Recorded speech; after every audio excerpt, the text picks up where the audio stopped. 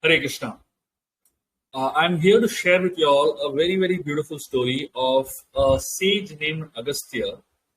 And the story is a very funny story and also a very intriguing story. Agastya Muni is a great sage and um,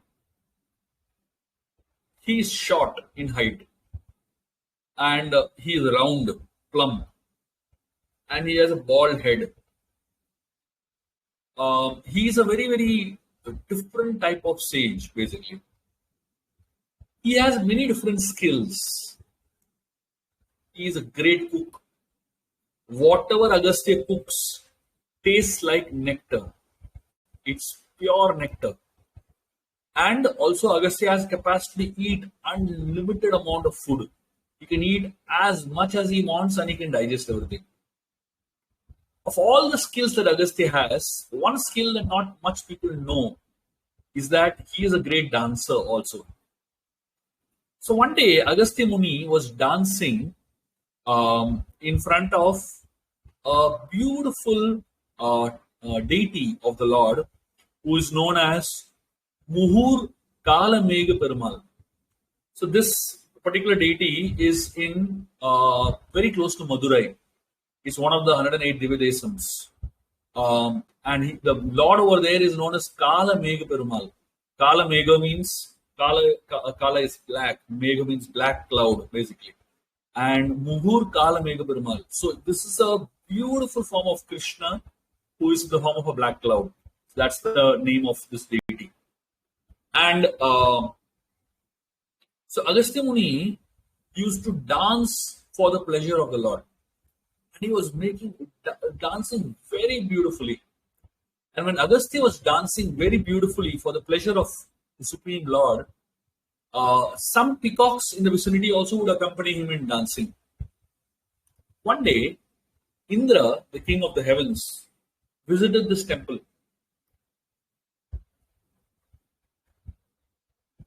And he saw Agastya dancing. It looked very strange to Indra because Agastya's height was very short and he was bald and he was round, but he was dancing. So Indra began to tease Agastya because of this kind of dancing of his and his features. Agastya Muni saw that Indra is teasing him for his dancing. And Agastya got very angry and cursed Indra that he will become a peacock. And instantly, Indra became a peacock. Indra really felt very bad, fell at the feet of Agastya Muni and started begging forgiveness. Agastya Muni's heart melted and he reduced that curse a little bit. He said, "See, Indra, I've cursed you to become a peacock, so I cannot reverse the curse. But the only thing I can tell you is that you can use this curse when you are in danger. That means you don't have to be a peacock always, but when you are in danger, you can become a peacock." Indra went back to his abode, and eventually at one point, there was a king who was performing a yajna on earth. And while this king was performing yajna, he invoked all the demigods to come and receive the yajna prasad. And all the demigods, including Indra, came over there for that yajna to receive the final oblations. Exactly at that time, Ravan attacked. And Ravan and his son Meghnath, they attacked Indra and all the gods. At that time, Indra remembered the curse of Agastya Muni and took the form of a peacock and reached this temple of Mugur Kalameg Perumal. And at that time, Indra danced in front of the Lord along with all the other peacocks. And that time, Indra prayed to Kalamega Perumal to please kill Ravan and Meghnath. The Lord was so pleased with the dancing of the peacocks. And finally, the Lord appeared in front of Indra and promised that he will fulfill his prayers. The Lord, at that point, he blessed the peacocks with a very interesting blessing. He blessed the peacock that their neck will become bluish in color just like his, but his body is bluish black, and it is explained that from that point onwards, the neck of the peacocks have this bluish black color, which is exactly the color of Krishna's body, Kala Mega Perumal, and the acharyas explained that the peacocks, from that point onwards, they remembered this blessing that the Lord has given them, and whenever they see rain clouds, which is of the same color as their neck, they start dancing in joy. And from that time onwards, in this temple, the peacocks are dancing in joy, and they are dancing. Why?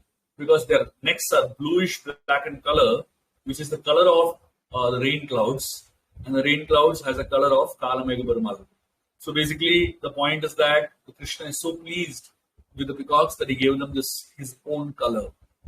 So whenever you ever see peacocks dancing, you can remember this story, and you can remember that the color of the neck of the peacocks comes from the rain clouds, and the rain clouds get their color from this beautiful form of the Lord, who is known as Kala Mega Perumal.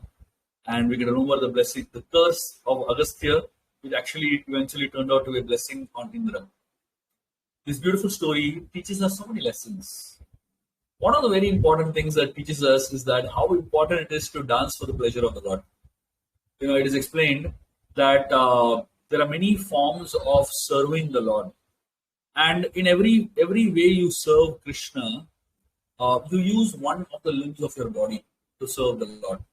Like, say, for example, when you mop the temple, when you are cleaning, brooming, or mopping the temple, you are using your hands for brooming or mopping the temple. When you are decorating the deities of the Lord, you're offering flowers to the Lord. You're using your eyes, you're using intelligence to decorate the Lord beautifully. When you are singing for the pleasure of the Lord, using your mouth. When you are reading scriptures, you're using your intelligence. So like that, we're using different parts of our body for different services to the Lord. But it is explained, when you dance for the pleasure of the Lord, you're using your entire body, your entire being in this one very important form of offering yourself to Krishna.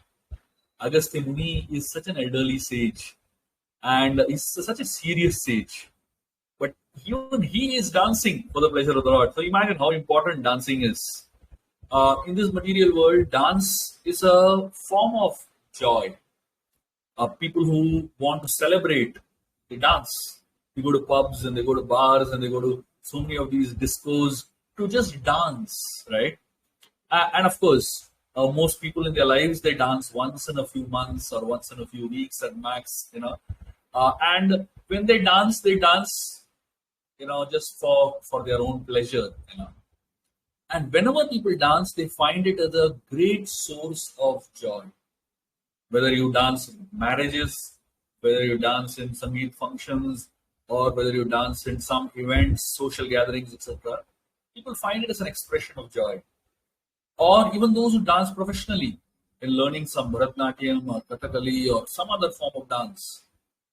But the ideal form of dance is when you dance in front of God. Actually, all the forms of dance originally were for the pleasure of the Lord only. And the performers would actually perform for the pleasure of the Lord. But slowly, over a period of time, people started performing only for their own pleasures. And that is why dance has become so perverted today. But from Agastya Rishi and from Indra and all the peacocks, we can learn a very beautiful way of offering ourselves to Krishna. So whenever at home you are bored, whenever you feel sad, whenever you feel lonely, whenever you feel bad, one very good way to deal with all of this is to put on some kirtan and dance for the pleasure of the Lord. You don't have to have company. You can just dance on your own. Just put on kirtan and dance like mad. That's one of the best ways in which you can offer your entire existence to the Lord for the pleasure of the Lord. And when the Lord sees devotees dancing very blissfully, He blesses them with His own color, with His own form, and with such special blessings. because he sees that there is complete joy, dedication, and offering of one's existence in the form of this dance. So let us all spend at least every week few times, few hours, or few minutes at least, dancing for the pleasure of the Lord and offering ourselves completely for the service of the Lord. Thank you very much. Hare Krishna.